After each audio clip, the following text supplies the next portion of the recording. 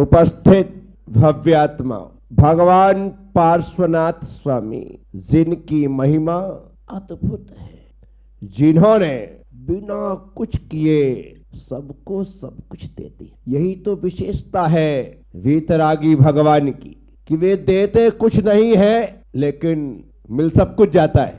लेने वाला खाली झोली लेकर के आता है, देने वाला देता हुआ नजर नहीं आता है, लेकिन खाली झोली लेकर के आने वाला भर कर के जाता है। आखिर यह होता कैसे है? सुदामा कृष्ण के द्वार पर आए, उनके पास कृष्ण को देने के लिए कुछ नहीं था, फिर भी उनकी पत्नी ने एक पोटली में कुछ चावल बांध दिए। राजाधिराज से मिलने जा रहा है, एक नारायण के दर्शन के लिए जा रहा है। भले सुदामा और कृष्ण मित्र थे, लेकिन इस समय तो हैसियत दोनों की जमीन आसमान के अंतर की सी थी। कहां राजा भोज और कहां गंगू तेली, कहां कृष्ण और कहां सुदामा। दोनों की स्थिति को देख करके ये मेल नहीं बैठता है। लेकिन कृष्ण दुनिया के लिए राजा थे, महाराजा थे, नारायण थे, लेकिन सुदामा के लिए तो वे आज भी मित्र थे। और वही उन्होंने किया। कृष्ण को जैसे ही सैनिकों ने सूचना दी कि कोई एक फटे हाल व्यक्ति अपना नाम सुदामा बताते हुए कह रहा है कि मैं आपका मित्र हूं, आपसे मिलने की जिद कर रहा है, जैसे ही सुदामा नाम सुना सिंहासन से खड़े हो गए। खड़े ही नहीं हुए, द्वार के बाहर पहुंच गए। कह सकते थे सुदामा को भीतर लेकर के आओ, वो मेरे बचपन का मित्र है, और सैनिक उसे सम्मान के साथ लाते। परंतु सुदामा फिर मित्र की तरह नहीं, सेवक की तरह ही हाथ जोड़ करके आता, डरता डरता आता, क्योंकि वह राजाधिराज के समक्ष जा रहा है। उसके बचपन के साथी कान्हा से मिलने नहीं, वह श्री कृष्ण से मिलने जा रहा है। तो वह डरता हुआ आता। उसे समझ में नहीं आता कि मैं किस प्रकार से उनका अदब करूं, किस प्रकार से प्रणाम करूं, किस प्रकार से सम्मान करूं, उनके स्वागत सत्कार में कौन से शब्दों का उच्चारण करूं, वह नहीं कह पाता। लेकिन कृष्ण ने सुदामा को इतना सोचने का अवसर ही नहीं दिया। स्वयं उठे और जहां पर सुदामा कृष्ण के बुलावे का इंतजार कर रहा था, वहां कृष्ण स्वयं पहुंच गए। ये है दोस्ती। दोस्ती में यह नहीं कहा जाता है कि आने दो, उसे पता चल जाए तो कहता है मैं चलता हूं, मेरा बचपन का दोस्त है, मेरा बचपन का मित्र है। और कृष्ण गए, लेकर के आए। उस समय सुदामा का हाल क्या हुआ होगा, थोड़ा एक इमेज बनाओ। कृष्ण को देख करके पांव के नीचे की जमीन खिसक गई होगी, ऊपर से नीचे तक पूरा सिहर उठा होगा, एकदम से कपकपी सी छूट गई होगी, एक एक रोम खड़ा हो गया होगा, आंखें अश्रु से भर गई होंगी। कृष्ण को देख करके अपने आप को देखा होगा, ये भी नहीं सोचा होगा कि मैं अब आगे बढ़ कर के पैर छूऊं, हाथ जोड़ूं, हाथ मिलाऊं या गले लगूं। कृष्ण ने इतना भी मौका नहीं दिया। गए और जाकर के गले लगा लिया। गले लगाकर हाथ पकड़ कर के भीतर लाए, और भीतर लाने के पश्चात सिंहासन पर बाद में बैठे, पहले सुदामा को सिंहासन पर बिठाया। आप विचार करना, अकल्पनीय, जो सुदामा सोच नहीं सकता वह हुआ। पैर तक धुलाए। अरे कोई दोस्त के पैर धुलाता है क्या? लेकिन सुदामा को कृष्ण अपना मित्र तो मानते थे, लेकिन उम्र में बड़ा होने से बड़ा भाई भी मानते थे। गुरुकुल में साथ पढ़े थे तो गुरु तुल्य भी मानते थे। सिंहासन पर बिठा करके पैर धुला दिए। वह देखता रह गया, सोचता रह गया कि मैं तो घबरा रहा था कि कृष्ण के पास किस मुंह को लेकर के जाऊं, क्या विचार करके जाऊं, क्या सोच करके जाऊं, वहां पर कैसे पहुंचो। लेकिन कृष्ण तो आज भी मेरे लिए वही कान्हा है। साथियों, मैं आप सबसे कहता हूं, सीधे कृष्ण ने पूछा, सुदामा मेरे मित्र मेरे लिए क्या लाए हो? क्या पूछा? मेरे लिए। सुदामा को लगा कि अच्छा हुआ मेरी पत्नी ने एक पोटली में कुछ चावल दे दिए, अन्यथा कृष्ण कहते मेरे लिए क्या लाए हो और खाली हाथ होता तो क्या कहता, क्या मुंह दिखाता। उसने पोटली निकाली और कृष्ण को दे दिया। कृष्ण के पास क्या चावल की कमी थी? बड़ों के पास जाया जाता है तो भेंट लेकर के जाया जाता है। उनके पास कोई कमी नहीं है। हमारे परमात्मा के पास कोई तुम्हारे चावलों की कमी नहीं है कि तुम वहां मुट्ठी भर चावल समर्पित कर रहे हो, 2 बादाम समर्पित कर रहे हो, कुछ लौंग और कुछ इलायची और कुछ चिटक समर्पित कर रहे हो, तो उनके पास नहीं नहीं नहीं, बहुत तो परिपूर्ण हो चुका है, तृप्त हो गया है। लेकिन ये छोटों के द्वारा बड़ों का किया जाने वाला सम्मान है कि उनके सामने खाली हाथ नहीं जाता है, भेंट लेकर के जाता है। सुदामा भी चावल लेकर के गए। श्री कृष्ण ने पोटली खोली और चावल देखा। उन्हें बचपन की वो घटना याद आ गई, जब गुरु माँ ने उन्हें 2 पोटलियां दी थी कि बेटा लकड़ी लेने जा रहे हो, भूख लगेगी, खा लेना। वहां गए, लकड़ियां इकट्ठी की, आंधी तूफान आया, बारिश आई, बहुत जोरों की बारिश आई। दोनों पेड़ में चढ़ गए, लेकिन दोनों के पेड़ अलग अलग थे। भूख लगी कान्हा को, भूख लगी सुदामा को। कान्हा के पास खाने के लिए कुछ नहीं था, क्योंकि उसकी पोटली भी सुदामा के पास थी और सुदामा के पास खुद का तो था ही, लेकिन कान्हा का भी था। भूख लगी जोरों की, अपनी पोटली खोली और खा लिया। बहुत जोरों की भूख लगी, कान्हा की पोटली भी खोली, देखा, सोचा, कहा कान्हा तो इतनी दूर है, भूख जोरों की है, चलो थोड़ा सा खा लेता हूँ, और थोड़ा थोड़ा करके। और कान्हा ने बाद में कहा कि मेरी पोटली, लजाते हुए, शर्माते हुए, सिर झुकाते हुए, पछताते हुए कहा बहुत जोरों की भूख लगी थी मैंने। श्री कृष्ण ने कुछ नहीं कहा।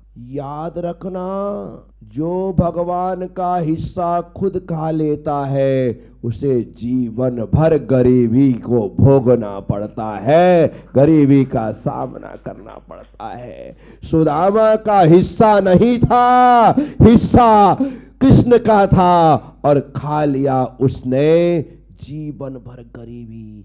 आज जैसे ही पोटली लौटाई, दिन बदल गए, दिन बदल गए। घर पहुंच नहीं पाया, उसके पहले हवेली खड़ी हो गई। घर पहुंच नहीं पाया, उसके पहले खजाने भर दिए गए, धन धान्य से परिपूर्ण कर दिया गया। जब सुदामा वापिस लौटता है तो देखता है कि यह क्या, यह निश्चित तौर पर मेरे मित्र का ही किया कराया है, तेरे मित्र का नहीं, जो तूने बचपन में उसका हिस्सा खाया था, आज चुकाया है, तो इसका परिणाम यह तुझे प्राप्त हुआ है। मैं आप सबसे कहता हूँ, भगवान के चरणों में चावल लेकर के हम सिर्फ इसलिए आते हैं क्योंकि हमारे भोजन में एक मुट्ठी चावल भगवान का हिस्सा है। पहले आकर के चावल चढ़ाना, उसके या बाद ही भोजन करना, अन्यथा तुम्हें भी दोष लगेगा। ये उतारना पड़ेगा कर्ज। आकर के एक मुट्ठी पहले दे जाओ, उसके बाद ही। जैन में और हिंदू में इतना ही अंतर है कि हम बनाने के पहले चढ़ाते हैं, वो बनाने के बाद खाने के पहले एक ग्रास भगवान के लिए निकालते हैं, हमने पहले निकाला है। साथियों, ये ऐसा द्वार है, यहां पर देने वाला दिखता नहीं है, लेकिन पाने वाले की झोलियां भर जाती है। इसीलिए मैं आप सबसे इस पार्श्वनाथ स्तुति को पढ़ते हुए कह रहा हूं, दरिद्री ने को द्रव्य के दाने दीने, अपुत्री ने को तू भले, महासंकटों से निकारे विधाता, सवे सर्वता को दे ही। दरिद्री ने को द्रव्य के दान, भगवान किसी के लिए मनाही नहीं करता है, या यूं कहे कि इस द्वार पर आने वाले को मिलता ही मिलता है, कोई खाली लौटता नहीं है। इसीलिए यहां पर दरिद्रों को, गरीबों को मिला ही मिला है, वो देता है। लेकिन दिखता मैं हमेशा कहता हूं, तुम्हारे पास जो दौलत है वो इनकी बदौलत है। हमारे पास जो कुछ भी है वो इनकी वजह से है, अन्यथा हम लोग तो खाली हाथ आए थे। कैसे आए थे? खाली हाथ आए थे। आज यदि तिजोरी भरी है तो भगवान की कृपा तुम पर बरस रही है, अन्यथा सैकड़ों, हजारों, लाखों, करोड़ों, अरबों लोग हैं धरती पर, इस पर कृपा बरसती है। देखो, तिजोरियों तो नास्तिकों की भी भरी है, तिजोरियां तो, लेकिन याद रखना, उन तिजोरियों में भरे हुए धन से उन्हें सुकून नहीं मिलता। उन्हें सुकून, हमारे पास जो कुछ भी है, थोड़ा है या ज्यादा, वो सुकून देने वाला है, शांति देने वाला है, आनंद देने वाला है। यही तो वजह है कि हम सुबह शाम उसके द्वार पर जाकर के घंटे 2 घंटे निकाल करके सुख से बैठ जाते हैं, 2-4 स्तुति पाठ करते हैं और उनसे बतिया लेते। ये स्तुति पढ़ना, ये पाठ करना क्या है? भगवान से बातें करना है। भगवान से आपने गौर किया होगा, कुछ लोग ज्यादा बोलते, कुछ लोग यदि उनका फोन आ जाए और आपने कहा बस आपको हलो भर कहना है, बाकी आप आधे घंटे तक हलते रहो, बोलना उसको ही है, तुमको सिर्फ हाँ हूं भी बोलो तो ठीक, नहीं बोलो तो भी चलेगा, वही बीच में बोल देगी, सुन रही हो ना, आप हाँ कर दो तो बस फिर चालू। क्या मैं मजाक नहीं कर रहा हूं, सीरियस, ऐसे बहुत सारे लोग हैं। आपको कुछ नहीं करना है, बस सामने वाला ही बोलेगा, आप तो बस सुनने की हिम्मत रखो। वो आपको आधे घंटे सुना सकता है, आपको 1 घंटे सुना सकता है, आपको सुनने की कैपेसिटी होना चाहिए बस। भगवान के सामने हम भक्तांबर पढ़ रहे हैं, कल्याण मंदिर जी पढ़ रहे हैं, हम भगवान के सामने महावीर अष्टक पढ़ रहे हैं, पार्श्वनाथ स्तुति पढ़ रहे हैं, दर्शन स्तुति पढ़ रहे हैं, मेरी भावना पढ़ रहे हैं, 12 भावना पढ़ रहे हैं, आलोचना पाठ पढ़ रहे हैं, समाधि पाठ पढ़ रहे हैं, बड़ा समाधि पाठ पढ़ रहे हैं, XYZ कुछ भी पढ़ रहे हैं, जो आप पढ़ रहे हैं ये सिर्फ भगवान से बतियाना है। भगवान इतनी शांति से हमें सुन रहा है, ये तुम्हारा सौभाग्य है, नहीं तो तुमको सुनता कौन है? कौन सुनता है? लोग कहते भाई मौन रहने का, चुप रहने का क्या लेगा, बहुत हो गया, सिर दुखा दिया, कौन सुनता है? और भगवान इतनी शांति से सुन रहा है, सौभाग्य तुम्हारा कि तुम उन्हें शुद्ध सुनाओ, अशुद्ध सुनाओ, जल्दी सुनाओ, धीरे सुनाओ, जोर से सुनाओ, शांति से सुनाओ, कैसे भी सुनाओ, वो सब सुन लेता है बेचारा। कितनी शांति से सुनता है। मैं सोचता हूँ कि बताओ कितनी तरह के लोग आते हैं, मेरा तो दिमाग खराब हो जाए, लेकिन कमाल सबका सुन लेता है। साथियों, आप हम सब लोगों को उस परमात्मा पर श्रद्धा रखो, विश्वास रखो कि आप उनके पास बैठ कर के घंटे, 1 घंटे, आधा घंटे, जितना भी टाइम मिलता है, यदि हम कुछ बोलते हैं तो शांति से सुनता है। तो ये स्तुति, ये पाठ, इसे बतियाना है, भगवान से बात करना है। कम से कम बात तो हो रही है, और बात होती रहती है ना तो रिश्ते बने रहते हैं। जिनसे आपकी बात बंद हो गई ना, उनसे रिश्ते खत्म हो गए, बोलो ना। इसलिए आपस में बात करते रहो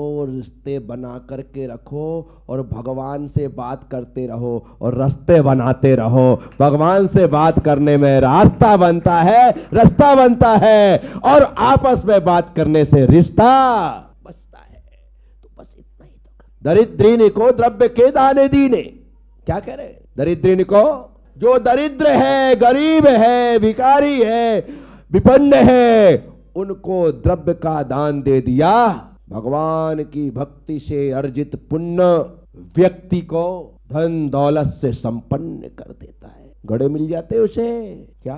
भगवान की भक्ति। दरिद्री ने को द्रव्य के, अपुत्री ने को तू भले पुत्र कीने। क्या? जिनके पुत्र नहीं है, जिनकी संतान नहीं है, उन्हें संतान मिल जाती है। कितनी कहानियां हमने पढ़ी शास्त्रों में।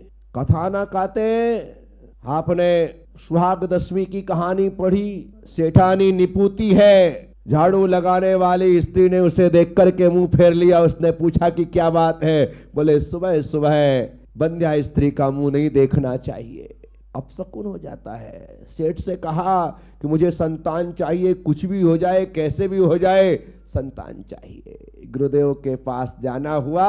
उन्होंने कहा संतान तो होगी, लेकिन छोटी सी उम्र में ही तुम्हारा साथ छोड़ दे। बात कहानी आपको मैं सुना रखा है साथियों। अपुत्री ने को तू भले पुत्र कीने। श्रद्धा रखने वालों को संतान की प्राप्ति। आप तो इसकी बात कर रहे हो। 24 तीर्थंकर हुए, उसमें मैंने 24 तीर्थंकर पुराण अभी पिछले दिनों पढ़ा था, तो उसमें 2-3 तीर्थंकर की माताएं उतर गया दिमाग से। कौन कौन से? 2-3 है। धर्मनाथ है एक मेरे ख्याल से, मुस्वतनाथ, धर्मनाथ और एक और भाव। ऐसे 3 तीर्थंकर की माताएं जिनको संतान की प्राप्ति नहीं हो रही है, तो बड़ी बेचैन है। अपने पति से कहती है कि स्वामी मुझे संतान के बिना रहा नहीं जाता है, कुछ भी हो जाए संतान की प्राप्ति होनी चाहिए। बताओ, तीर्थंकर की माँ जिन्हें बनना है वो भी बेचैन है, वह भी प्रार्थना कर रही है। भगवान की प्रार्थना से संतान का होना तो सुना है, लेकिन प्रार्थना करने से भगवान का अवतार ले लेना, जन्म ले लेना हमने शास्त्रों में सुना है। प्रार्थना की माताओं ने, और भगवान स्वयं उनकी कोख में आ गए। विचार करने जैसा है। दरिद्रीन को द्रव्य के दान दीने, या पुत्री ने को तू भले पुत्र कीने। दिल से प्रार्थना कर, मन से प्रार्थना कर, सब कुछ संभव है। असंभव होता तो ये बात कही ही नहीं जाती। अंधा देखे गूंगा गावे, लंगड़ा पर्वत पर चढ़ जावे, बहरा सुन सुन कर खुश होवे, जिस पर कृपा। यदि ये कहा गया है तो ये सिर्फ गप्पे नहीं है, कपोल कल्पित बातें नहीं है। अंधा ने देखा है, गूंगे ने गाया है, लंगड़ा ने दौड़ लगाई, ये हुआ है।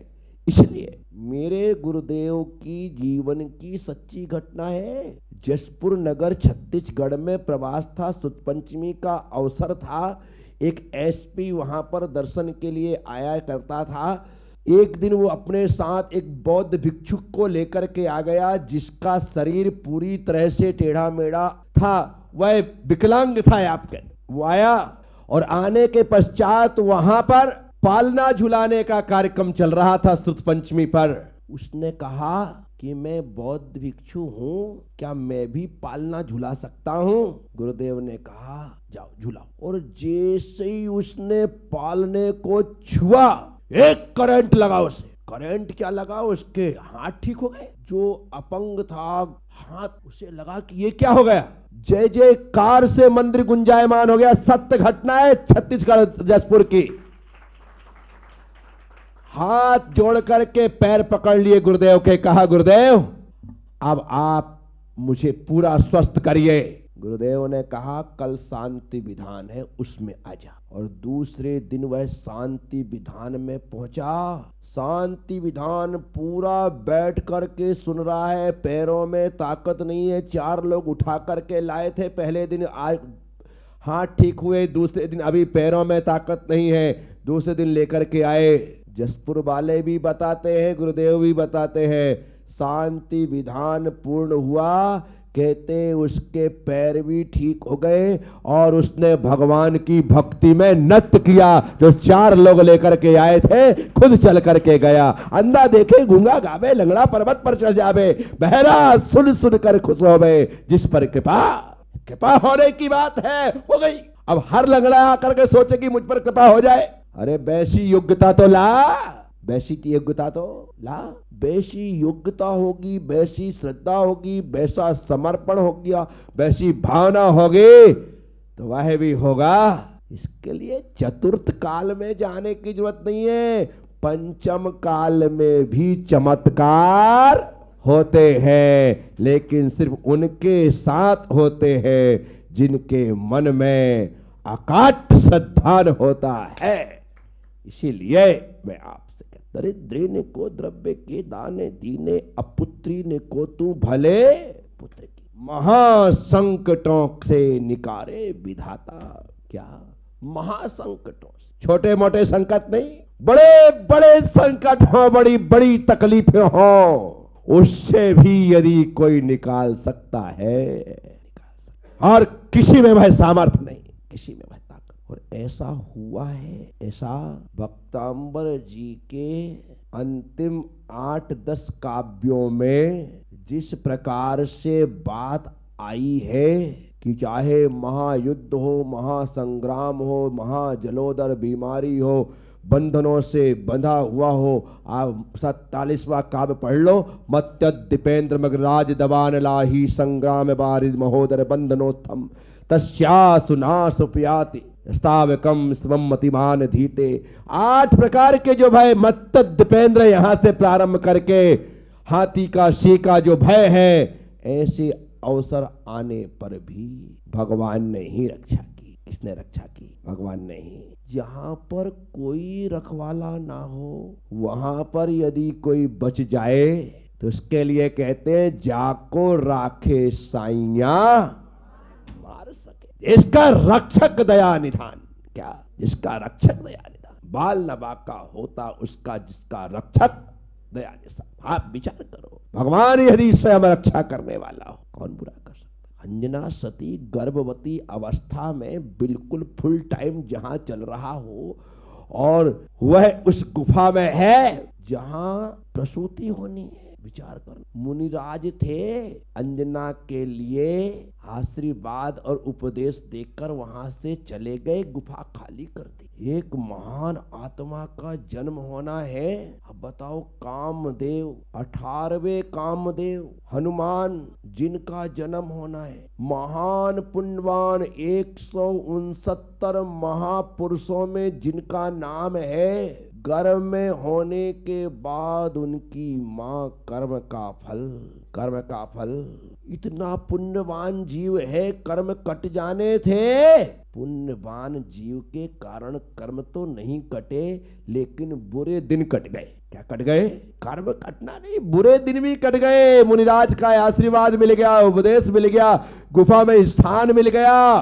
देखना, वहां एक सिंह प्रवेश करता है। उसकी दासी जो विद्या बल से युक्त थी, वो तो बेचारी ऊपर चारों तरफ परिक्रमा लगा रही है, किसी प्रकार से महासती का कष्ट निवारण हो। सिंह भीतर द्वार पर गया है, अब तो कुछ नहीं हो सकता, प्रार्थनारत है। अब देखना, उसी गुफा में एक यक्षिणी है। वहां पर यक्षिणी अपने पति से कहती है कि देखो, ये महासती यहाँ पर है और ये सिंह द्वार पर आ गया, अब निश्चित तौर पर इसे काल कबलित कर लेगा, इसे मार देगा, आप इसकी रक्षा करें। उसी समय उसे यक्ष ने अष्टापद का रूप बनाया। क्या बनाया? और सिंह के साथ युद्ध करते हुए उसे परास्त कर दिया। साथियों, जब भगवान रक्षक हो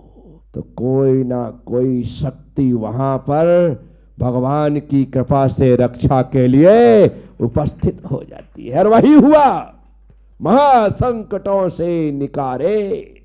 तो श्रेय बच्चों को मिल जाता है, श्रेय मिलना चाहिए। उससे क्या होता है? बच्चों में भक्ति, बच्चों में भावना बढ़ जाती है कि मैंने कुछ किया है। धर्मेंद्र पद्मावती को भगवान के उपसर्ग का निवारण करने का श्रेय मिला। भगवान का कुछ हो सकता था क्या? कमठ 8 दिन तो क्या, 8 साल लगातार उपसर्ग करता तो भी बाल बांका नहीं कर सकता था, कुछ नहीं कर सकता था।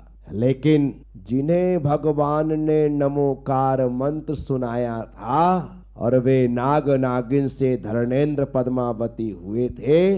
जैसे ही उन्हें अवधि ज्ञान से ज्ञात हुआ, वे अपने स्वामी के उपकार का बदला चुकाने के लिए वहां उपस्थित हो गए और उन्हें श्रेय मिल गया।